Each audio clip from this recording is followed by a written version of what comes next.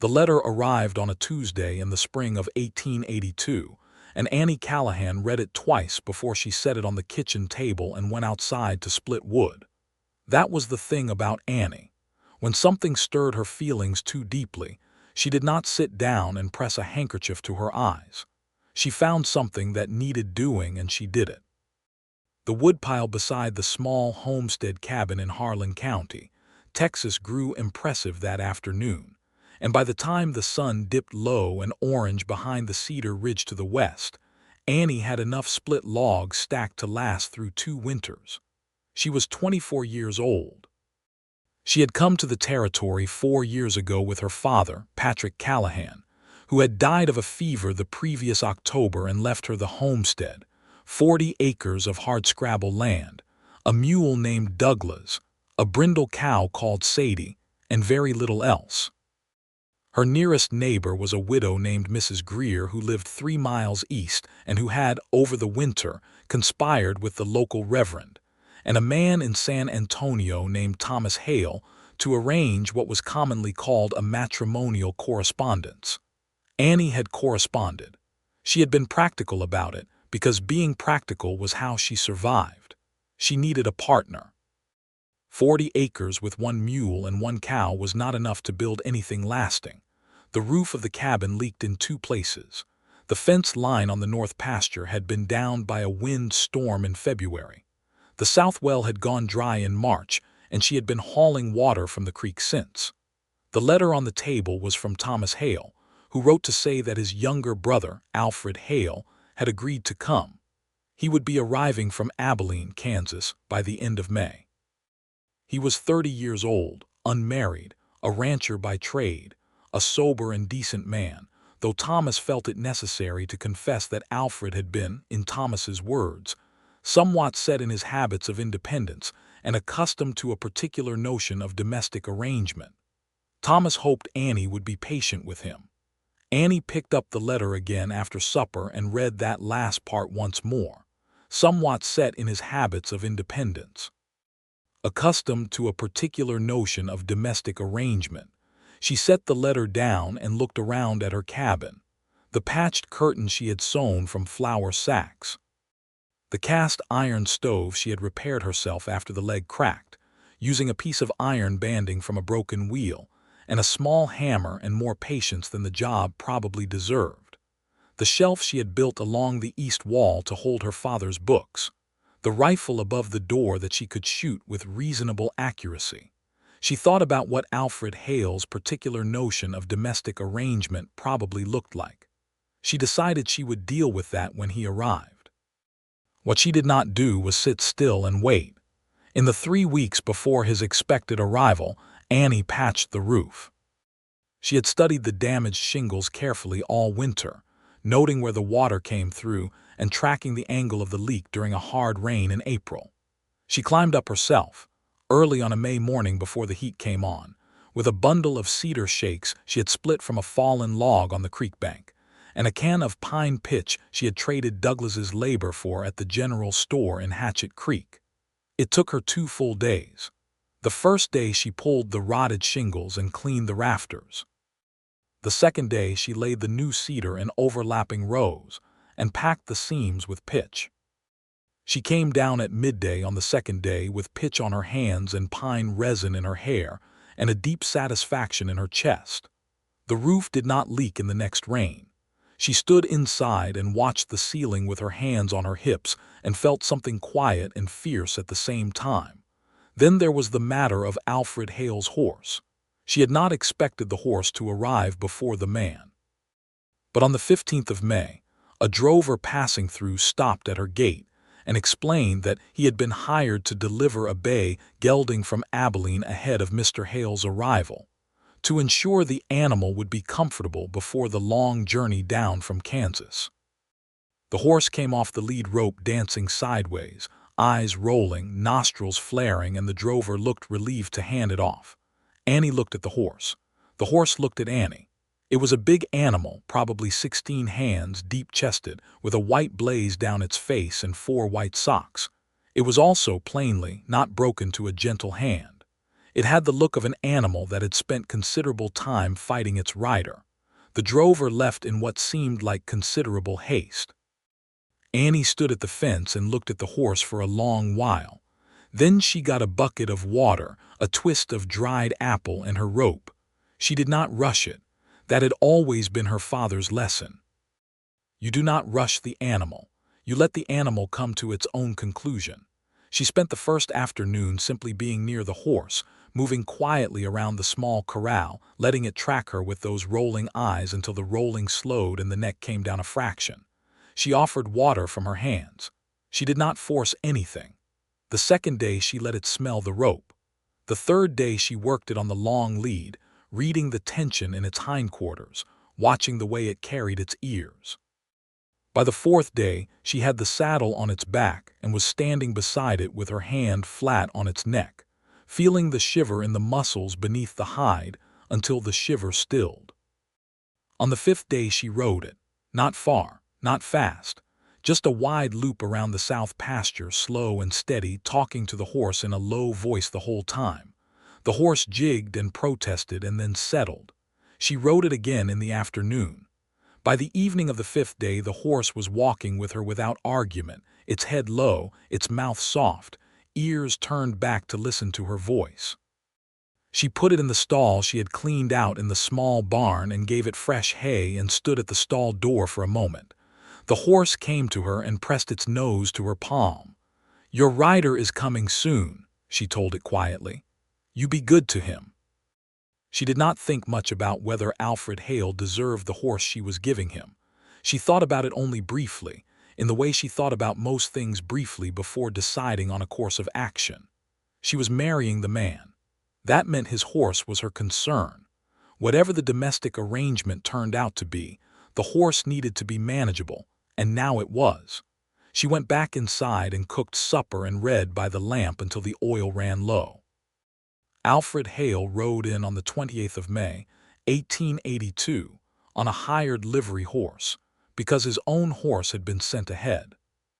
He came up the road from Hatchet Creek in the late afternoon, and Annie was in the north pasture restringing the down fence line when she saw the rider coming.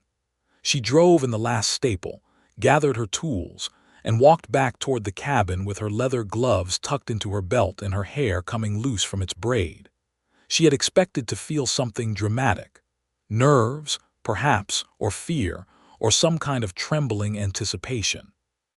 What she felt instead was a practical curiosity, the same feeling she had when she was about to attempt a repair she had not done before. Alfred Hale was not what she had pictured from his brother's letter. She had pictured someone older-looking, settled and weathered in the way that men who had spent years in cattle country often looked, leathery and narrow in the way of a man who had been dried out by sun and work. Alfred Hale was weathered, yes. He had the tan of a man who worked outdoors and the hands, when she saw them, of a man who worked hard.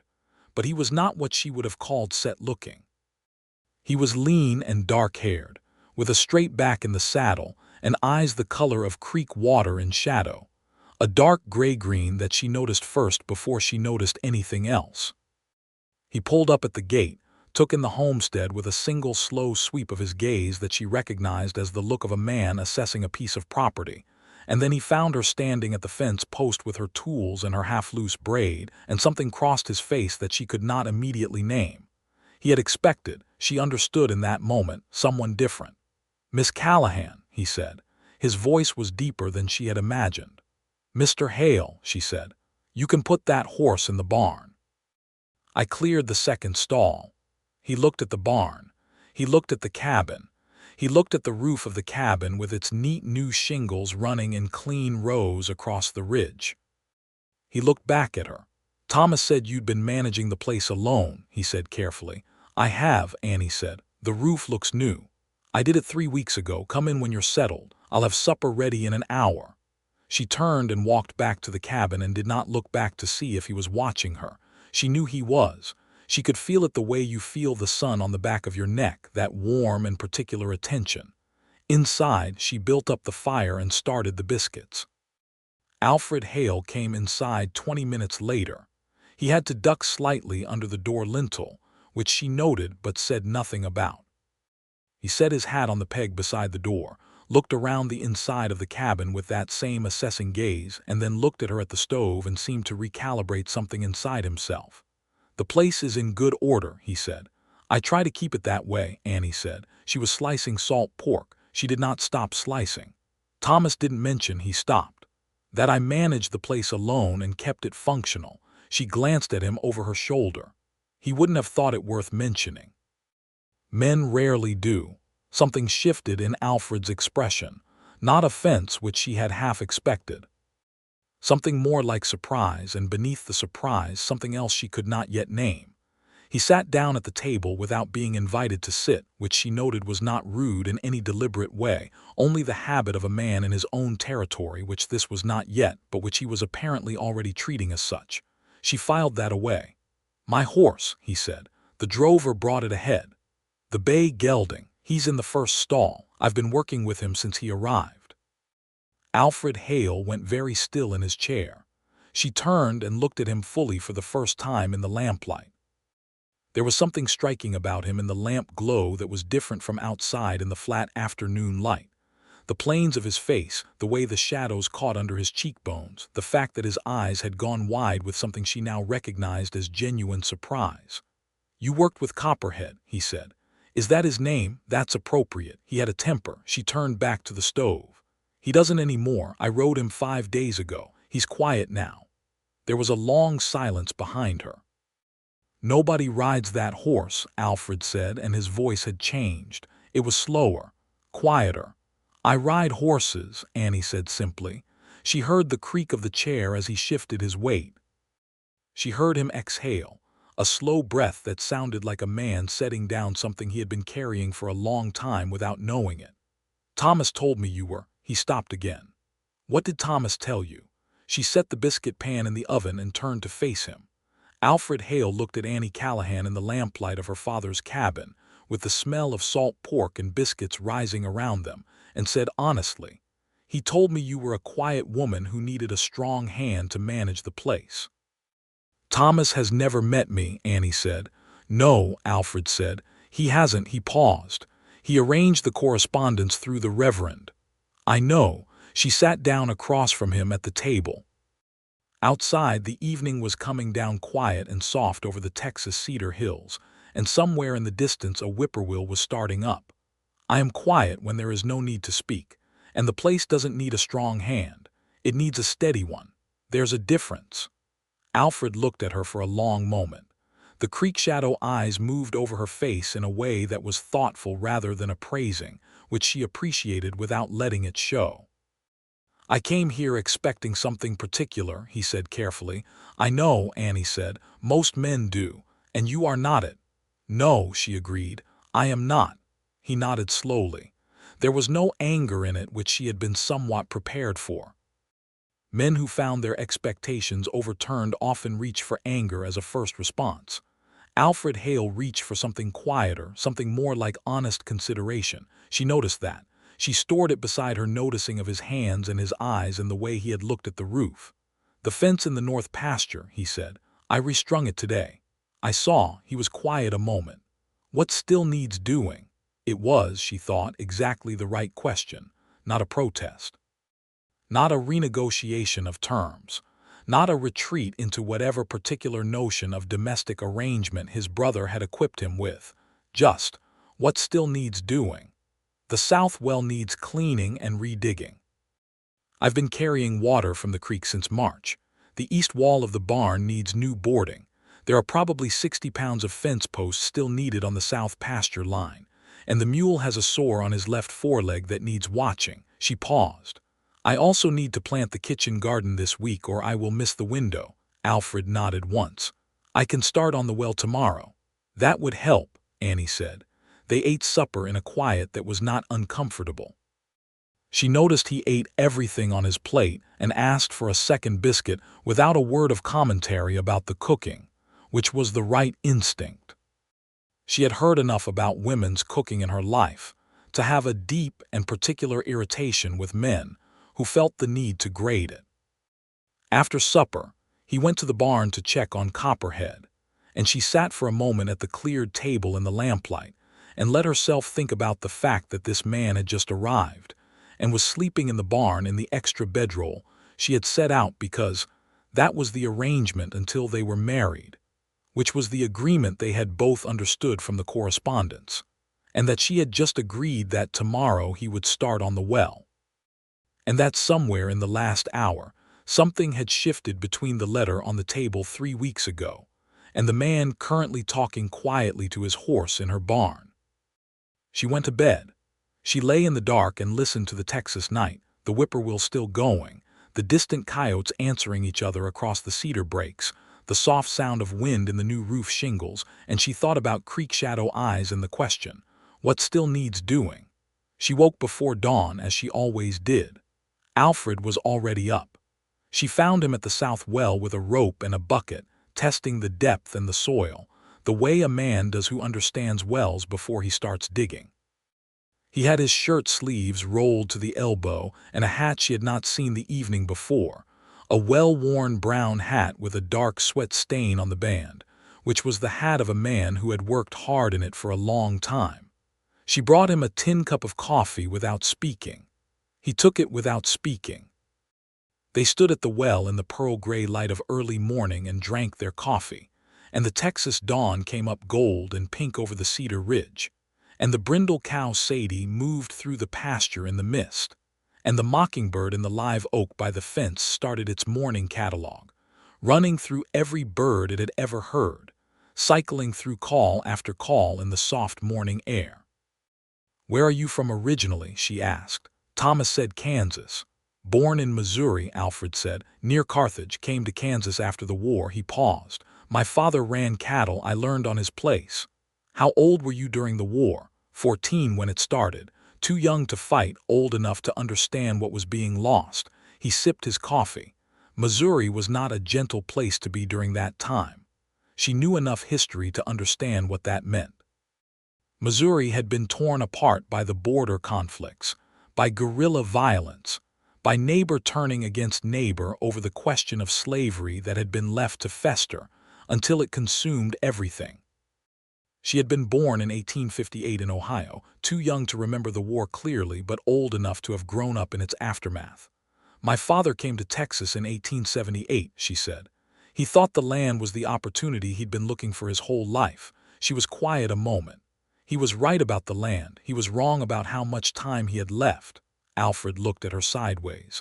"How old were you when he died?" 23, last October. "And you stayed?" "Of course I stayed," Annie said. "It's my land." He looked at her fully then, for the second time, the way he had looked at her in the lamplight the night before, that slow and careful attention. She met it without flinching. "Of course," he said, and something in his voice had shifted, had moved from the careful tone of a man navigating unfamiliar territory into something warmer and less guarded. They worked that day in a rhythm that surprised her. He was not a man who talked during work, which she had been in some small way afraid of, the kind of man who felt the need to fill silence with commentary. He worked steady and hard and asked her questions when he needed information about the property and otherwise kept his own counsel. By the end of the day, he had the well cleaned out and was 3 feet deeper into new soil, and she had the kitchen garden planted and the barn boards measured and noted. At supper that second night, he asked about her father. She had not expected that question. She told him about Patrick Callahan, who had been a school teacher in Ohio, and a man who read everything he could find and who had decided at 50 years old that he wanted to see what the open land looked like before it was all fenced in. She told him about the journey to Texas, about her father's delight in the cedar hills and the live oaks and the vastness of the sky, about the way he had built the cabin with his own hands and hers, about the books on the shelf and where each one had come from. Alfred listened to all of it. He did not interrupt. He asked when she finished if he could look at the books. She said yes.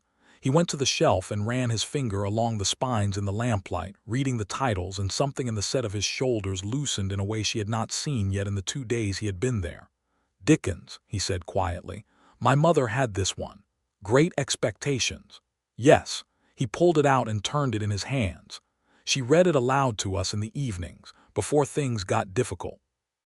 Annie watched him hold the book and felt something move in her chest, something that was not the practical curiosity of the last 2 days, but something older and less manageable. She had not expected to feel that particular thing. She had expected this arrangement to be practical and workable and perhaps, in time, companionable. She had not expected to watch this man hold her father's book and feel the ground shift slightly under her feet. "You can read it if you want," she said. "The evenings are long." He put it back carefully. "Maybe another time," he said. "I don't want to presume." She thought that was interesting, a man who was careful about presuming. Not the particular notion of domestic arrangement she had been warned about. On the 5th day, he dug the well to a good depth, and the water came in.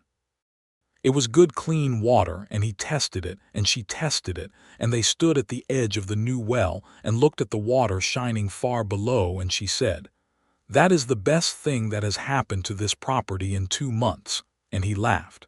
She had not heard him laugh before. It was an unexpected sound, real and unguarded, and it made her laugh too, and they stood at the well in the May morning with the water shining below and laughed together for no particular reason, except that a well full of clean water after months of hauling from the creek was a genuine occasion for celebration. He looked at her while they were laughing. She looked at him. The laughter eased and they were standing close, closer than they had been in 5 days of working the same property, and she was aware of the distance between them in a way she had not been before. "We should go into Hatchet Creek," Alfred said, "and speak with the Reverend about the wedding date."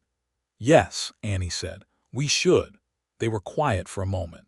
The mockingbird in the live oak ran through its morning catalogue undisturbed. "Do you have objections to it?" Alfred asked.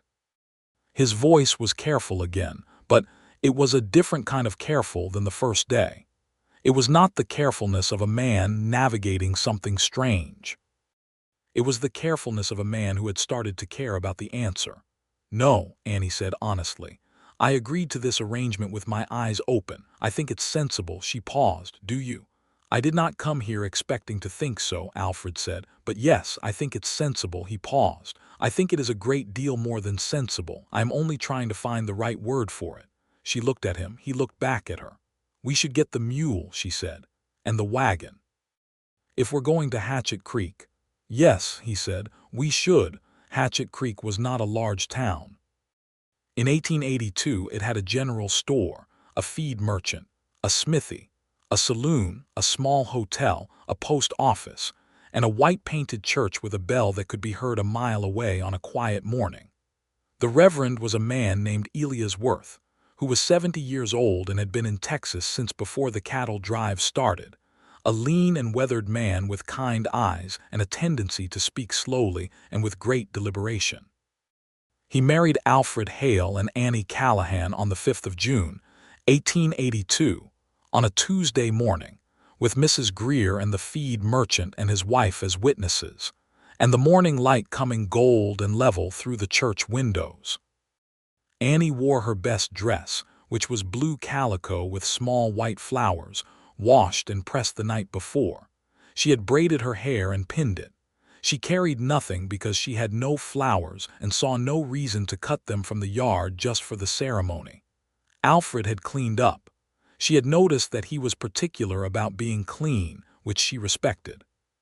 He had shaved and wore a clean white shirt and his good hat, the one that was not the worn brown work hat, but a slightly less worn one that he had apparently kept for occasions. The Reverend asked them both if they came to this arrangement of their own free will. They both said yes. He asked Alfred if he understood that marriage in the eyes of God and the state of Texas was a covenant and not a convenience. Alfred said he understood that. He was looking at Annie when he said it, and she was looking at him, and she thought that whatever this was becoming between them, it was already considerably more than what either of them had written letters about. She said her vows clearly and without hesitation. He said his the same way. Reverend Worth said they were married. Alfred Hale leaned down and kissed Annie Callahan with a gentleness that surprised her entirely.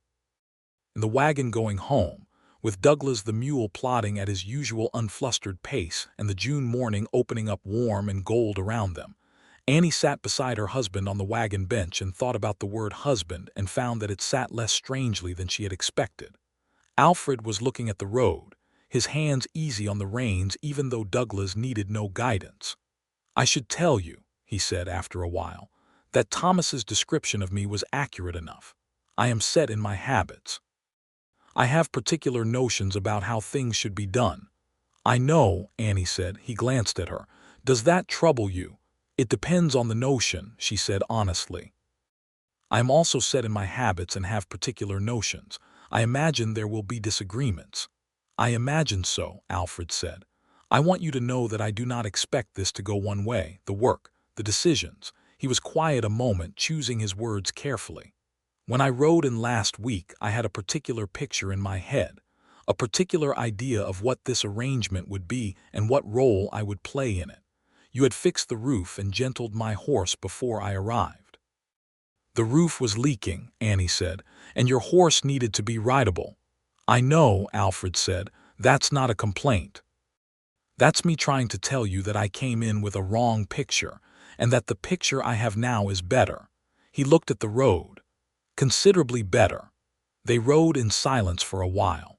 The cedar hills rolled away on either side of the road, and the sky was big and blue overhead with the particular deepness of a Texas June morning. "My notion of domestic arrangement," Alfred said carefully, "was that I would be the one who managed the land and the animals, and that my wife would manage the house, and those would be separate spheres." "And now?" Annie asked. "And now I have a wife who can fix a roof and gentle a horse and dig a fence post and plant a garden, and I find that what I actually want is a partner." He said the last word as though it had been waiting inside him for some time, as though it had finally found the exact right moment to come out. Annie looked at the side of his face, the jaw line and the straight nose and the creek shadow eyes watching the road. She felt the thing that had been building since the first evening in the lamplight move through her chest like warm water. "I can work with that," she said quietly. He turned and looked at her. The warm directness of it was something she was not prepared for and was becoming increasingly, helplessly interested in being prepared for. "So can I," he said. They got back to the homestead around midday. Mrs. Greer had been by in their absence and left a covered pie on the porch step, a dried peach pie, still faintly warm from the oven. Annie found a note tucked under it that said, in Mrs. Greer's careful handwriting, "Wishing you both every happiness you deserve, which is considerable." Annie stood on the porch holding the pie and the note, and felt something sting briefly behind her eyes, which she did not permit to become anything more substantial. She had not had anyone to wish her happiness in a long time. It was a small thing and a large thing at the same time. Alfred came up behind her. He looked at the pie and read the note over her shoulder close enough that she could feel the warmth of him. "Mrs. Greer," he said. "She's a good woman," Annie said.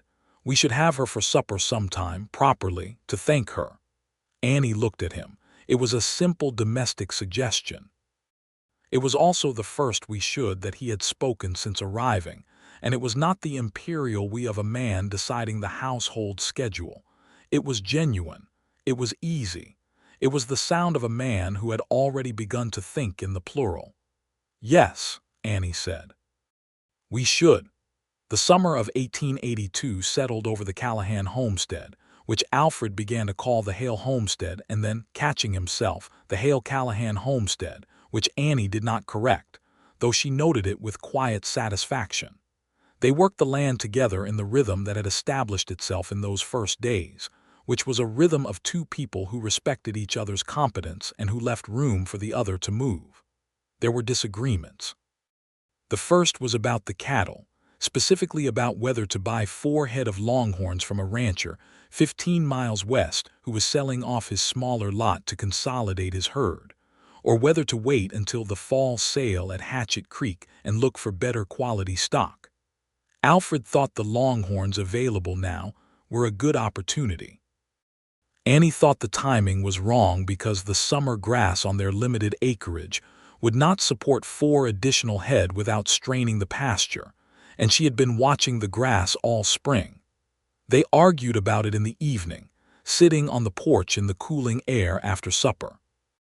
They argued with the kind of directness that comes from two people who are both genuinely certain they are right and who are both too honest to pretend otherwise. Alfred made his case. Annie made hers. Alfred pushed back. Annie pushed back harder. It was a real argument, with raised voices and a long silence and the particular tension of two people who have not yet learned exactly how to fight with each other. At the end of it, Alfred got up and walked out to the south pasture and stood there for a while in the dusk. Annie sat on the porch and let him. He came back and sat down again.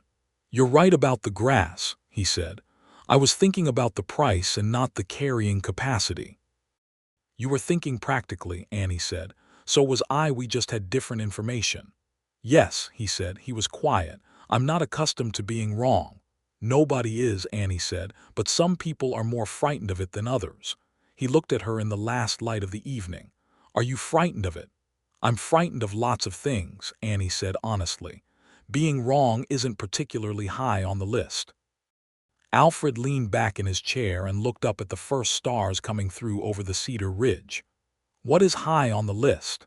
It was an intimate question, the kind that assumes a right to the interior of another person. She considered not answering it. She answered it anyway. "Losing the land," she said. "The way my father poured everything he had into it and what it would mean to lose it." And she stopped. "And being alone in the way I was alone this past winter," she said. "That's a kind of cold that has nothing to do with the weather." Alfred was very quiet. She could feel him processing that, taking it seriously, not brushing past it. "You won't be alone that way again," he said, not as a promise made lightly. As a statement of fact, the way he stated facts, with that deliberate certainty she had come to understand was not arrogance but conviction. She looked at him in the starlight. "I know," she said, and she did. They waited on the cattle until fall. The summer brought its demands. Alfred threw himself into the east barn wall with the same focused energy he had brought to the well, and when it was done, the barn was sounder than it had been since Annie's father had built it. He was good with wood, which she had not expected, good in the patient joinery way rather than just the brute labor way. She found other things to appreciate about him, which accumulated over the weeks in the way that real knowledge of another person accumulates, in small specific details rather than large revelations. He was a decent cook. Not as good as she was, but competent and willing. And on the evenings when she was worn out from a hard day, he would make supper without comment, which was one of the most fundamentally decent things she had observed in a man. He read by the lamp at night. He had accepted the loan of great expectations after all, about a week after the wedding, asking for it with a particular carefulness that she now understood was his way with anything he valued, and he read it slowly, a chapter or two at night, turning the pages with the same deliberate hands he used for everything. She read beside him, her own books, and they sat in the lamplight in an evening's quiet that was one of the most comfortable things she had ever experienced. He laughed at things she did not expect him to laugh at. Not the obvious things, not the rough humor that men in Texas generally traded in, but the small absurdities of daily life. A chicken that had developed an apparent obsession with the barn door. The way Douglas the mule could achieve an expression of supreme personal offense when asked to move faster than he wanted to. The spectacularly ill-advised decision of a scissortail flycatcher to build a nest directly above the barn door, so that every entry and exit was accompanied by furious dive bombing. The laugh, she had decided, was one of her favorite things about him. Real and unguarded, and something that appeared on his face like weather, sudden and honest. He asked her opinion about things. Not in the performative way of a man who asks and then ignores, but genuinely, with the expectation that her answer would matter and change his thinking. She found this quality in a man to be something she had undervalued in the abstract and could not overvalue in the actual.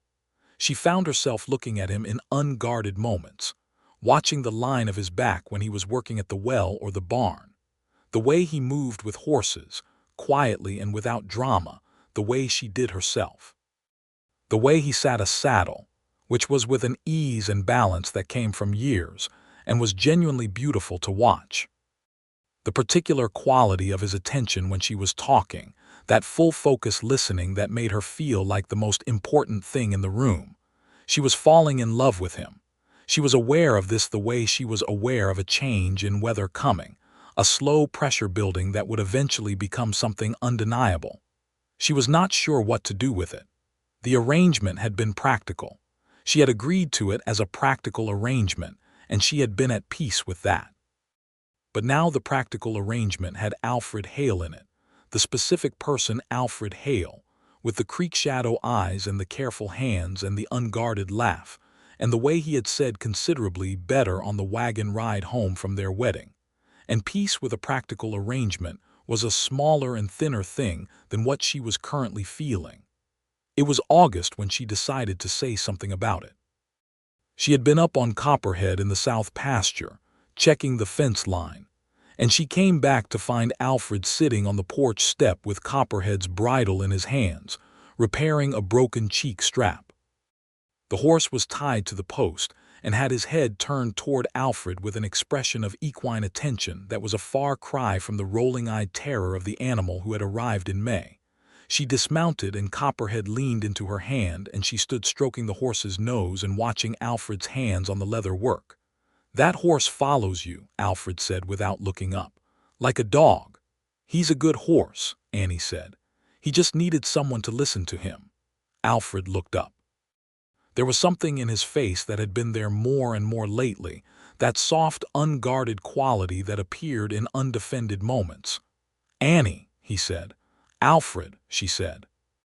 They looked at each other and she thought, well, here it is then. "I want to tell you something," she said, "and I want to say it plainly because I don't know any other way to say it." He set down the bridle and waited. "When I agreed to this correspondence, I thought I was being entirely practical," she said. "I thought what I needed was a working partner, and that if it was also a decent man, then that was a fortunate outcome. I thought that was the reasonable expectation, and I set my other expectations accordingly." She looked at him steadily. "I was wrong about the expectation." Alfred was very still. "What I feel for you is not the reasonable outcome of a practical arrangement," she said. "What I feel for you is—" She paused, and she was not a woman who paused for effect. She paused because she was being precise. "What I feel for you is love. I am in love with you. And I thought you should know that because I think you probably felt entitled to know what kind of woman you had married, and apparently the kind of woman you have married falls in love with you." Alfred Hale stood up from the porch step. He crossed the 2 steps between them and took her face in his hands, those careful particular hands, and looked at her for a moment in the August afternoon, and she looked back at him without flinching or looking away. "I have been trying to find the right time to tell you the same thing," he said. "Since approximately the morning you brought me coffee at the well and stood in the dawn with your hair coming down and said nothing at all for 20 minutes, and I thought I had never in my life felt this particular way about any person." "That was the first week," Annie said. "Yes," Alfred said. "It was the first week." She laughed, and he laughed, and then he kissed her with considerably more deliberateness and depth than he had managed on their wedding day with the Reverend watching. And it was a long moment before either of them thought about the bridle or the horse or the fence line. Copperhead nudged Annie's shoulder with his nose, unimpressed with the interruption to the routine. The fall brought the cattle sale at Hatchet Creek, and Alfred and Annie went together in the wagon and came home with 3 head of shorthorn cattle, better quality than the longhorns offered in the summer, and at a reasonable price. And Annie had been right about the pasture, and they both knew it, and Alfred said so freely. They also came home with news that had been circulating in town, the news of a difficulty that had been building in the territory. There was a land dispute developing to the north and west of Hatchet Creek between the large ranch interests that had been consolidating holdings and the smaller homestead farmers who had been there before the big money came in. It was not a new story. It was the story of the frontier in 1882, the way the open range was being closed, the way the big operations were pushing against the small ones, the way the laws were not always equally applied. Alfred had heard enough about it at the feed merchant to come home with a quiet gravity about him. "The Hendricks Ranch," he told Annie over supper. "They've been buying up adjacent parcels, or so they say. There are 3 homesteads to the north of us that have had trouble with their fence lines being cut." Annie put down her fork. "Cut deliberately, so it appears, and the cattle that wander through are not always recovered." He was careful and measured about it, not dramatic, but she heard the weight under the words. "We are not immediately in their path, but we are to the south of the homesteads that are." "We have a clear title," Annie said. "My father filed correctly." "I know. I checked the filing when I first arrived." He looked at her steadily. "I would not have stayed if it wasn't clear." She had not known he had checked the filing. It was the kind of thing that would not have occurred to her to mention and would not have occurred to him to leave undone. She felt a sudden fierce gratitude for the particular quality of his thoroughness. "What do we do?" she asked. "We keep our own counsel for now," Alfred said. "We tend our own land, we watch, and if there is trouble with the homesteads to the north, we speak up at the appropriate time and in the appropriate place." Annie nodded. "The Reverend is on the County Land Committee," she said. "He would be the person to speak to." "I thought the same," Alfred said. She reached across the table and covered his hand with hers, which was something she had started doing over the summer and which still felt, each time, like a small and deliberate choice rather than a habit. He turned his hand over and held hers. "We'll handle it," she said. "Yes," he said, "we will." As it turned out, the trouble with the Hendricks Ranch did not come to the Hale Callahan homestead directly. It came to the Perkins family 2 miles north, who arrived at Annie and Alfred's door on a September morning with their wagon loaded, and their faces tight with a controlled despair that Annie recognized as the look of people who had lost something irreplaceable. Jed Perkins was 40 and his wife Clara was 38, and they had 3 children, the oldest a girl of 15 and the youngest a boy of 7. And they had found their fence cut for the 4th time and their 2 milk cows gone, and a notice nailed to their door that the land had been acquired by the Hendricks Cattle Company pending county review.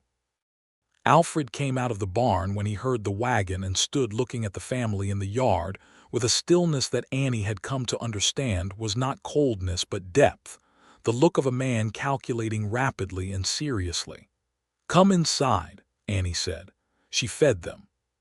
She fed them first because they had been on the road since before dawn, and the children were hungry, and nothing else could be properly dealt with by people who were hungry.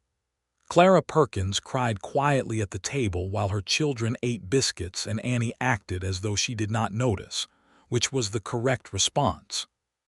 Alfred sat with Jed Perkins and heard the full account and asked the same careful questions he always asked.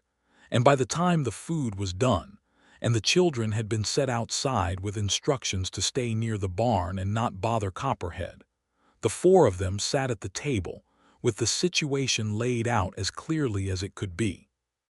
"The notice on your door has no legal weight unless it's backed by a county court order," Alfred said. "Is there a number on the notice, a court reference?" Jed pulled the folded paper from his coat pocket and spread it on the table. Alfred looked at it for a long moment. "This is a private notice," he said. "Not a court document, not even a proper legal instrument. This is a piece of paper with an official-looking header." He looked up. "Reverend Worth is on the County Land Committee. He is the person to take this to." "They've done it to the Tanners as well," Clara said, her voice steadier now. "And the McCready family, 3 homesteads." Alfred looked at Annie. She looked back at him.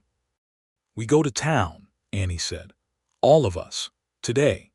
They went to Hatchet Creek with the Perkins family, the 2 wagons on the road together in the September morning. Alfred drove their wagon and Annie sat beside him and watched the Cedar Hills roll by and thought about her father, who had come to this land for its openness and its promise, and about what it meant to protect that for the people who had come after him with the same hope. Reverend Worth received them in his church, which doubled as the community meeting space on non-Sunday occasions. He listened to everything with the slow deliberateness of a man who took injustice seriously. He looked at the notice from the Hendricks ranch. He looked at Alfred, he looked at Annie. "I need to be honest with you," he said. "The Hendricks family has considerable influence with the county magistrate. Mr. Hendricks has been buying political goodwill along with land parcels." "That's not a law," Annie said. "That's a preference." Reverend Worth looked at her with something that might have been appreciation. "No," he said. "It is not a law." He folded his hands on the table. "The Perkins family has a valid filed deed. So do the Tanners and the McCredys. Those deeds will stand in a proper legal proceeding. The question is whether we can get a proper legal proceeding before Hendricks applies enough pressure to make one difficult." "The district court is in San Antonio," Alfred said. "Yes," Reverend Worth said, "and a circuit judge is due in Hatchet Creek in October. If we file the appropriate motions through my contact at the county courthouse before the circuit judge's visit, we can get the matter on the docket." "Can you do that?" Alfred asked. "I can write the letters," Reverend Worth said. "I need the deeds, witnessed copies of the notices, and sworn statements from the affected families." He looked at the room. "And I need people who are willing to stand up in front of a circuit judge and say what they know." "We'll do it," Annie said. Alfred did not look surprised. He looked at her with that full-focus attention that she had come to rely on as a kind of compass. "We'll do it," he agreed. The Perkins family stayed at the Hale Callahan homestead for 2 weeks while the paperwork was assembled and the letters were sent. It was a crowded 2 weeks. The 3 Perkins children and Douglas, the mule, established what appeared to be a complicated relationship. Clara Perkins turned out to be a gifted hand with the cattle and helped Annie establish a better milking routine for the new shorthorns. Jed Perkins and Alfred worked on the south fence together, and the work went twice as fast.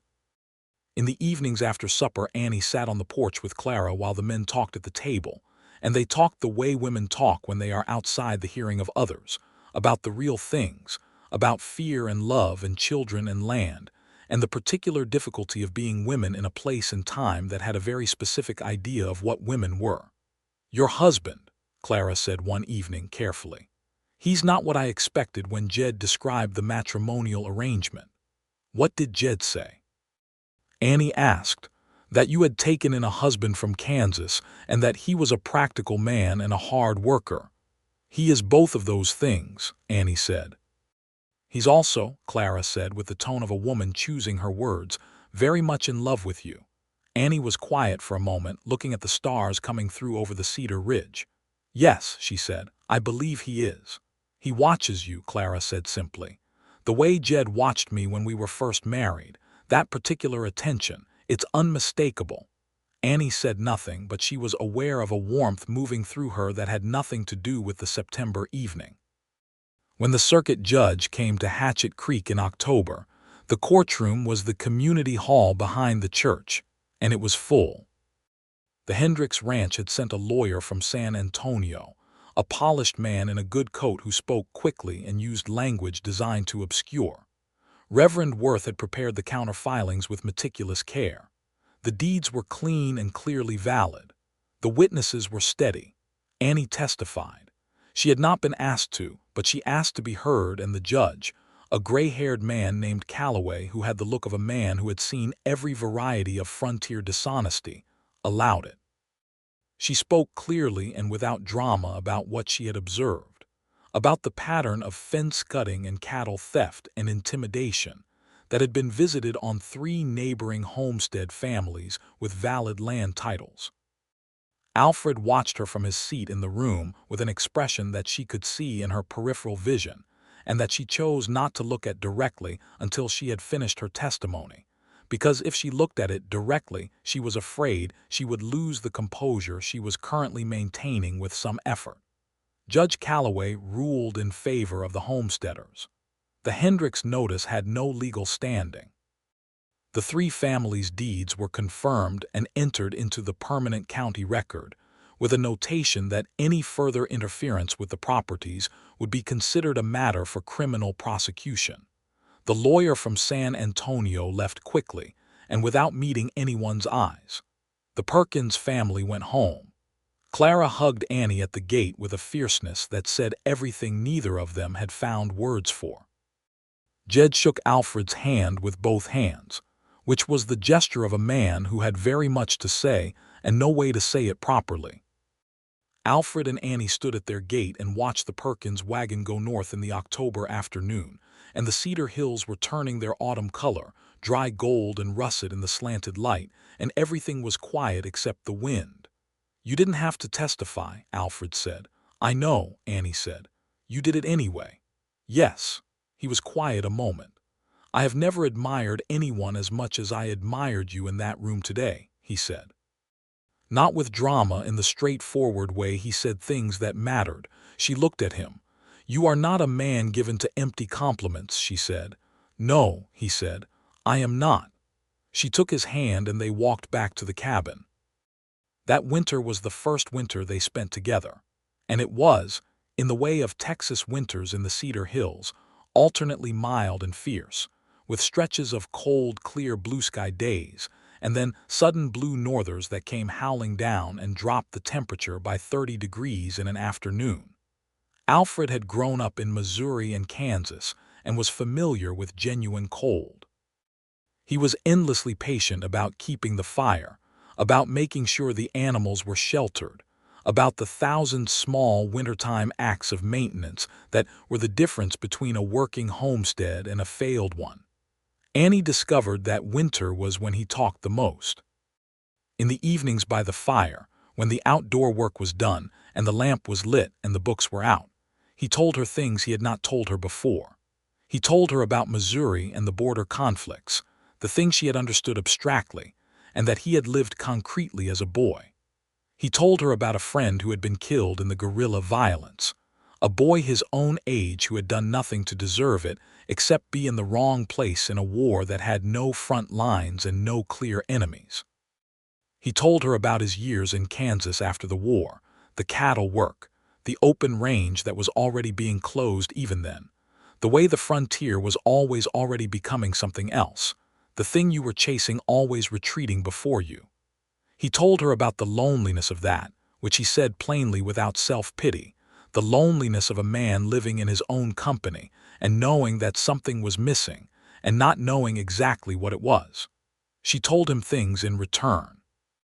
About Ohio, about the quality of those childhood years before her father decided to come west, about her mother who had died when Annie was 16 and who had been a woman of remarkable capability and a certain severity that Annie had inherited and was still learning to soften, about what it had been to come to Texas with her father, the excitement and the fear of it, about the first year here, the hardness of it, the way the land demanded everything and gave back only as much as you could earn from it, about the winter after her father died, which she described simply and honestly as the hardest thing she had experienced, not because of the physical difficulty, though that had been real, but because of the silence of a house where someone who loved you used to be. Alfred listened to all of it with his full attention, the fire low and the wind outside and the lamplight on his face, and when she finished the account of that winter he said, "You should never have had to do that alone." "I didn't know there was going to be an alternative," she said. "There is now," he said. She looked at him across the hearth. "Yes," she said, "there is now." They had been married 6 months.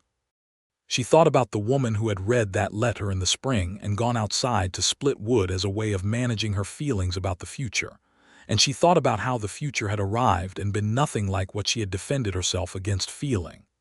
In November, Annie told Alfred she thought she was pregnant. She told him the same way she told him everything important, directly and without preamble, in the kitchen after breakfast, before either of them had gone out to start the day's work. She watched his face as she said it. The thing that crossed it was complex, and she tracked it carefully, understanding that what she saw was not the single-note response of a simple man, but the full emotional range of a man to whom this mattered in deep and specific ways. He crossed the kitchen and took her face in his hands, which was what he did when words were insufficient, and looked at her for a moment with those creek-shadow eyes that she could read now the way she could read the sky for weather. "Are you well?" he asked. That was the first question. Not triumph, not calculation, not the self-congratulating response of a man who had achieved something for himself. "Are you well?" She loved him for that specifically, for the specific ordering of his priorities. "I'm well," she said. "I wanted you to know." He held her face for another moment and then pulled her into him in the careful way he had, with that particular gentleness that she had come to understand was not a suppression of strength but an expression of it. She stood in his arms in the kitchen while the stove ticked and the morning light came gray and cold through the window, and felt something so large and warm inside her that she could not have named it if she had tried. "We'll need to expand the cabin," Alfred said, against her hair. She laughed. That was so entirely him. "Yes," she said, "we will." Spring came back. The kitchen garden went in. The shorthorn cattle that had been purchased in the fall were doing well on the winter grass, and the supplemental hay Alfred had cut and stored with considerable forethought in September. Copperhead was a steady and reliable saddle horse, and would follow Annie anywhere without being led, a fact that continued to amaze Alfred in a way that he found he never entirely got used to. The expansion of the cabin was planned and started in March. Alfred designed it with the same careful thoroughness he brought to everything: an additional room off the east side, which would serve first as a sleeping room for the child and eventually, as he laid it out with a quiet confidence she appreciated, as one of 2 children's rooms if things went as they hoped. He asked Annie's opinion at every step. She gave it. Her father had built the original cabin and she had helped him, and she knew the structure from the ground up in the way you know something you have built with your own hands. They worked on it together in the evenings and on days when the weather was right, and Mrs. Greer came out twice to help with the interior plastering, and to bring food and to sit with Annie in the evenings, and tell her about the births of her own children with the specific detail that Annie was grateful for. Annie was not afraid of the birth. She was practical about it as she was practical about everything. She made her preparations carefully and methodically, not because she was unaware of the risk, but because she had found that preparation was the best remedy for fear that she had ever discovered. The summer passed in long, warm days of work and evenings on the porch, and the Cedar Hills were green with summer rain that year, and the land looked the way her father had once described it, like God's own country on a good day, which was not every day, but enough days to make the difficult ones worthwhile. Alfred Hale, Jr., was born in August of 1883 on a night when a brief summer storm had come and gone, and left the air clean and new-washed, with Mrs. Greer present and a capable midwife from Hatchet Creek named Dolores Vega, who had brought more than 300 babies into the world, and whose calm competence was the most comforting thing Annie had ever experienced. Alfred waited outside the room. Annie could hear him out there, not pacing because he was not a pacing man, but present, entirely and thoroughly present in the way that he was present for everything that mattered. When Dolores Vega put the baby in Annie's arms and the baby opened his mouth and announced himself to the world, Annie heard Alfred's voice from the other side of the door, low and urgent, asking if everyone was all right. "Come in," Annie said. He came in. He looked at Annie first. Only when he had confirmed that she was well and present, and looking back at him with the fierce composure that was her natural expression for large events, did he look at the baby. His face did the complicated thing again, the full-range thing, but this time it went through and came out the other side into something simple and clear and entirely unguarded, and she thought she would remember the exact look of it for the rest of her life. "He looks like you," Annie said. Alfred sat on the edge of the bed and looked at the baby in her arms and then looked at Annie. "He has your chin," he said. "He has your forehead," she said. "That's unfortunate," Alfred said. She laughed. He laughed. The baby, apparently offended by this, protested loudly. Mrs. Greer and Dollars Vega exchanged the smile of women who have seen this particular moment before and know that it never gets old. Alfred reached out and put one careful finger against the baby's fist, and the baby gripped it with the perfect reflex certainty of the newborn. And Alfred looked down at that grip for a moment in a silence so complete that Annie could hear the last of the storm dripping off the new roof. "Alfred Jr.," Alfred said quietly. He looked up at her. "If you agree." "I do," she said. They called him Alfie from the first week, because Alfred Jr. was a considerable name for a small person, and Alfie seemed to fit the specific character of a baby who, it quickly became clear, had inherited both his father's focused intensity and his mother's absolute refusal to be put off by inconvenience. The second year of their marriage settled into the shape of something Annie had not known she was building toward, something that had the quality not of an arrangement achieved, but of a life genuinely inhabited. Every day had the substance of a day lived by choice, in a place chosen, with a person chosen, which was a kind of richness that had nothing to do with wealth and everything to do with intention. Alfred became a fixture in Hatchet Creek in the way that reliable men become fixtures, known for his word and his work and his fairness, someone the Reverend consulted on practical matters, and the feed merchant sought out for cattle advice. He was not a man who sought prominence, but neither was he one who avoided the responsibility that came with having good judgment and being willing to use it. Annie became something of a different kind of fixture, the kind of reputation that grew without being courted, a woman who people came to when they had a problem that required clear thinking and practical solutions. Clara Perkins sent 3 different families from the northern homesteads to Annie over the following year, families who had questions about land rights or medical matters or the management of difficult animals, and in each case Annie gave them what she had, which was knowledge and attention and complete absence of condescension. They took on an additional 20 acres in the spring of 1884, a parcel to the east that had been let go by a family who had given up and headed back to Missouri. Alfred had been watching the parcel since the fall and had spoken to the departing family before they left. The price was fair, and the land was decent, better than decent in the east corner where a natural seep ran clean water year-round. They were no longer a struggling homestead. They were becoming a working ranch, small by the standards of the territory's ambitions, but solid and real, and built on the specific foundation of 2 people who had worked for every piece of it.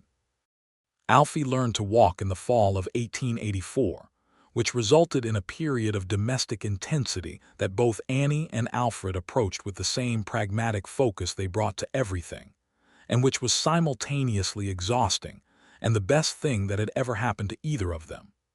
The child took after both his parents in the most direct possible way, which is to say he was interested in everything, had the motor skills of someone older, and absolutely no sense of appropriate caution. He was particularly drawn to the barn, to Copperhead specifically, and would have to be retrieved from the fence rail on a near-daily basis, standing with his face pressed to the boards and talking to the horse in a private language that the horse appeared to take entirely seriously. "He's going to be a horseman," Alfred said, watching this from the porch. "He's going to be a handful," Annie said. "Both," Alfred said. "Definitely both." She looked at him sideways. He was watching their son with an expression of uncomplicated joy that she had come to love most of all his expressions, the one that required no interpretation. "I want to tell you something," she said. He turned. "There's going to be another one," she said. He crossed the porch in 2 steps and pulled her against him, and she could feel him laughing, that real unguarded laugh against her hair. "When?" he asked. "May, I think." He held her with one arm and reached out with the other toward where their son was still communing with Copperhead through the barn fence. "Alfie," he called, "come here." The child turned from the horse with some reluctance. "You're going to have a brother or sister," Alfred said, when the small person had negotiated the distance from the barn to the porch. Alfie looked at his father with the expression of a person receiving information of unclear relevance and then pointed back at the horse. Yes, Alfred said gravely, and Copperhead will be very pleased about it. Annie laughed. The second child was born in May of 1885, in the room that Alfred had added to the cabin, which was by now a cabin that had been extended and added to enough that it was less a cabin than a proper house, with 3 rooms and a good kitchen and a porch that ran the full length of the south side where the morning sun came. The second child was a girl. She arrived with a quantity of dark hair and the immediate physical evidence of a personality that was going to be formidable, and Dolores Vega, who had come back for the occasion, looked at the baby and looked at Annie and said, "This one is going to give you stories." They named her Margaret, after Alfred's mother, and called her Maggie from the first. Alfie examined his sister with the serious attention of a child confronting an important and potentially threatening new development. He then decided she was acceptable and went back to his own affairs, which was about as much emotional investment as could reasonably have been expected from a nearly 2-year-old. Mrs. Greer came the day after and brought the peach pie that had become her signature contribution to occasions at the Hale homestead, and sat at the kitchen table with Annie and the baby and said, in the tone of a woman who had watched the whole thing unfold from its letter on the table beginning, "You know, when the Reverend first showed me the correspondence about the matrimonial arrangement, I was afraid I had done you a disservice." "Why?" Annie asked. "Because from the letter Alfred Hale seemed like a very particular sort of man," Mrs. Greer said delicately, "the sort who might find you challenging." Annie looked down at Maggie in her arms. "He did find me challenging," she said, and that turned out to be exactly what he was looking for," Annie said, "even if he didn't know it yet." Mrs. Greer looked satisfied in the way of a woman whose matchmaking, however indirect, has come out well. "He is a good man," she said. "He is the best man I know," Annie said. She said it simply and meant it entirely. That summer Alfred and Jed Perkins went into a small cattle partnership, which was a practical decision that made good sense for both properties given the shared access to the seasonal creek and the complementary nature of their grazing land. It was the kind of arrangement that the frontier was built on when it worked, neighbor working with neighbor rather than against, the land managed in common interest rather than competed over. Annie rode the fence line of the new arrangement with Alfred on a September morning, the two of them on horseback in the cool early air, checking the posts and the wire, the cedar hills gold and dry around them, the sky that particular autumn Texas blue that had no equivalent anywhere else she had been. They had been married 3 years. She looked at him riding beside her on a roan he had bought in the spring, a good steady horse that he had chosen well, and she thought about the man who had ridden in the previous May expecting something particular and had found her at the fence post with her tools and her half-loose braid. "What are you thinking?" Alfred asked. He had a way of noticing when she went quiet with purpose. "I was thinking about when you rode in," she said. "What you expected." He was quiet a moment. "Do you want to know what I actually expected?" "Yes," she said. "I expected," he said carefully, "a woman who had been managing poorly and needed someone to take over. I expected to arrive and find the place struggling and the woman relieved to have help." He paused. "I expected to be needed in a specific practical way that would establish a clear role. And instead you found the roof already fixed and your horse already gentled," Annie said. "And instead I found you," Alfred said, "who had been managing perfectly well and did not need to be rescued and had no interest in someone taking over anything." He looked at her. "I found you, which was considerably better than what I expected and considerably harder to navigate, and the best thing that has ever happened to me." She looked at him in the morning light, her husband, with 3 years of their life together between the man who had ridden in expecting something else and the man who rode beside her now. "I fell in love with you before I understood I was doing it," she said. "You were too steady to resist. You were too honest to pretend about it," he said.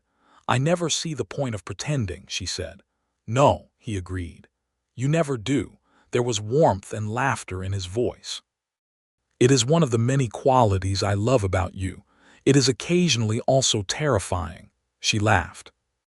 The laugh went out across the autumn pasture and startled a covey of quail from the grass, and the birds went up in a clatter of wings against the blue sky, and the horses moved steadily on down the fence line, and everything was, in the way of a good and earned and particular happiness, exactly right. The years that followed were not without their difficulties. The drought of 1886 was hard on the whole territory, and the Hale homestead lost ground that took 2 years to recover. One of the shorthorn cattle was lost to a rattlesnake that summer, and the kitchen garden failed almost completely in the August heat. Alfred worked harder that summer than any season she had known him, and Annie worked beside him with the same thoroughness, and they came through it together in the way that difficulties teach you what you are made of and what the person beside you is made of. What she learned was that Alfred Hale in difficulty was the same man as Alfred Hale in the good times, steady, focused, honest about what was hard without despairing of it. He did not look for someone to blame, and he did not retreat into himself. He sat at the table in the evenings with the lamp between them and talked through the practical realities, and listened to her thoughts and made decisions with her rather than around her. And she found that quality indispensable in a way that made her grateful, all over again, that the matrimonial correspondence had landed her with the specific person it had. In 1887, a young man came through looking for work, a hand named Samuel who was maybe 20 and had come up from San Antonio and who needed a place for the season. He was a decent worker and learned quickly, and Alfred taught him the cattle management with the same patience he brought to everything he cared about. Samuel left in the fall to go back to his family, but came back the following spring and worked for them for 3 full seasons before eventually buying a small piece of land of his own to the east, where he settled and built a homestead that adjoined theirs, and was, from its first year, well managed in the way of a man who had been taught well. Alfie grew into the horseman Alfred had predicted. By the time the boy was 6, he was riding the gentler horses under supervision, and by 8 he was riding anything on the property with the same natural ease that his mother had, and that he had apparently absorbed directly into his bones. He was a quiet child with his father's focused intensity, and a serious way with the animals that made the neighboring ranchers stop and look when they saw him work. Maggie was, exactly as Dolores Vega had predicted, stories. She talked constantly and at considerable volume, and had opinions about everything and the specific inability to see a rule without immediately questioning its necessity. She also had her mother's precision and her father's capacity for deep focus, and when something genuinely interested her, she pursued it with a thoroughness that was extraordinary in a small person. She had decided at the age of 3 that she was going to learn to read, and had largely accomplished this by 4, using the books on the shelf by the east wall with a determination that required Annie to find more books, and then more again. A third child came in 1888, a boy they named Patrick, after Annie's father, and the name carried the weight of that choice in a way that made Alfred press his lips together for a moment when Annie suggested it, not in objection but in understanding, and then nod in the quiet way that meant more than words would have. Patrick Callahan Hale was from his first days a different temperament than either of his siblings, gentler and more given to laughter, with a quality of ease about him that seemed to smooth the way wherever he went.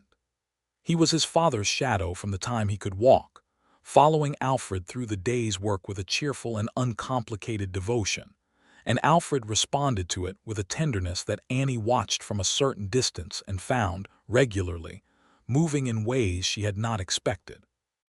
By 1890, the Hale homestead had become a proper ranch of 60 acres, with a good-sized cattle herd, a horse paddock that Alfred had expanded, and was using to bring in and gentle young horses that he sold to ranchers and the occasional cavalry buyer.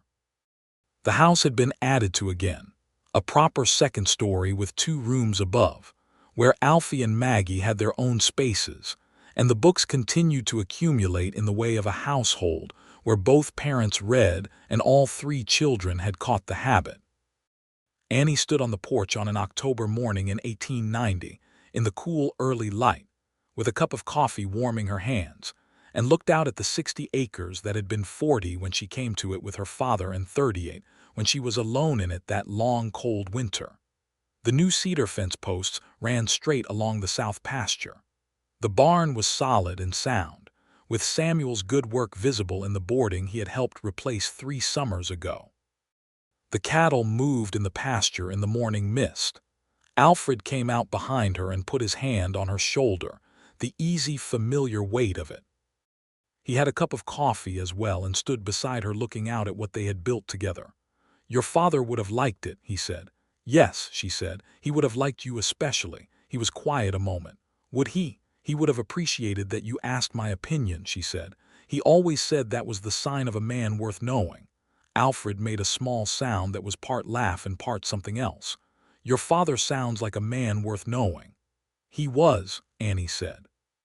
They stood in the morning quiet, the mist moving off the pasture, the mockingbird starting up in the live oak, the same oak that had been there since before they were, the same catalogue of borrowed birdsong cycling through the morning air. Inside the house, she could hear the sounds of the children coming awake, the particular thumping of Alfie's feet on the floorboards above, Maggie's voice asking Patrick something that Patrick answered with his characteristic cheerful murmur. The house sounds of a morning which she had learned to love in the specific way you love the familiar, not because it is extraordinary but because it is yours.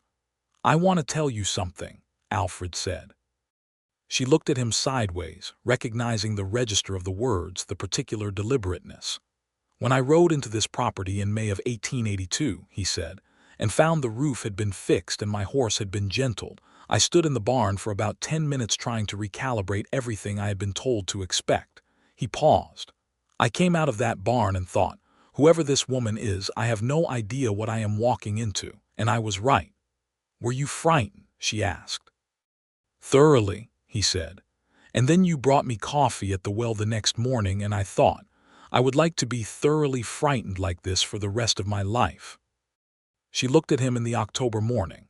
8 years, 3 children, 60 acres, a roof she had fixed and a horse she had gentled, and a well he had dug and a fence they had strung together, and a courtroom in Hatchet Creek, and a drought in 1886, and a baby named after her father, and 1,000 evenings in the lamplight, and 1,000 mornings with coffee, and this particular quality of being known. "I love you," she said. It was not the first time she had said it.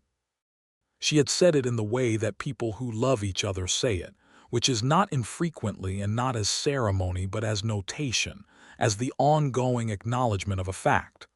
"I love you," he said, in the same way. Alfie appeared at the door behind them in his stocking feet, with his dark hair uncombed and his father's expression of careful assessment and his mother's direct gaze. He was 9 years old and already tall for it. "Is the coffee ready?" he asked. "It is not for 9-year-olds, Annie said. "I was going to ask for Maggie," Alfie said, with the specific dignity of a child delivering a technically accurate statement. Alfred turned around and looked at his son with the expression that meant he was fighting not to laugh. "Maggie is 8 years old," he said. "She's very mature," Alfie said. Annie and Alfred exchanged a look over their coffee cups, the look of 2 people who have been having the same conversation with the same audience for several years, and who find it entirely worth having. "Breakfast in 20 minutes, Annie said. Alfie retreated inside with the precision of a child who has received the answer he actually expected and is not dissatisfied with it. Alfred touched Annie's hand where it held the coffee cup, his fingers over hers in the cool morning, and she looked up at him, and he was looking at her the way he had been looking at her since the lamplight of the first evening, with that full-focus attention that made her feel like the most important thing in the room. Only now, after 8 years, it had a depth in it that the first evening had not had, the depth of everything known and chosen and built upon. "Steady," she said quietly, the word she had used for him for what she had said he offered. "Always," he said. The morning opened up around them, gold and wide over the cedar hills of Texas, over 60 acres of land that had been fought for and worked for and loved for. And the mockingbird ran through its catalog one more time, and somewhere in the pasture Copperhead, who was 15 years old now and still came to Annie's hand with his nose, and still let Alfred ride him with an ease that had been earned rather than forced, lifted his head and looked toward the porch. Inside the house, Maggie had started reading aloud to Patrick in the carrying voice of a girl who had been told many times to use her inside voice, and had found that instruction basically inapplicable to the importance of what she was reading. The book was, inevitably, from the shelf on the east wall. She was reading it wrong, with the emphasis in all the wrong places, and the names pronounced with complete confidence in whatever she had decided they sounded like, and it was wonderful. Alfred listened to it for a moment with his head tilted, and the expression that crossed his face was the expression of a man in full possession of everything that matters. Annie watched him. "What are you thinking?" she asked. He looked at her. The creek shadow eyes, 8 years familiar, 8 years deeper.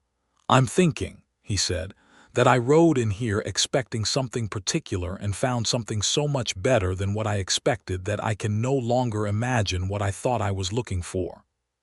She looked back at him with the honest directness that had been the first thing and the truest thing about her from the beginning, that clear-eyed steady gaze that did not soften difficulties but did not exaggerate them either, and said the thing that was simply and completely true.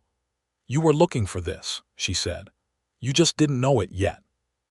He smiled, that real unguarded smile that she had loved since the morning at the well with the water shining far below and both of them laughing for no particular reason except that some things, despite everything, turn out exactly right.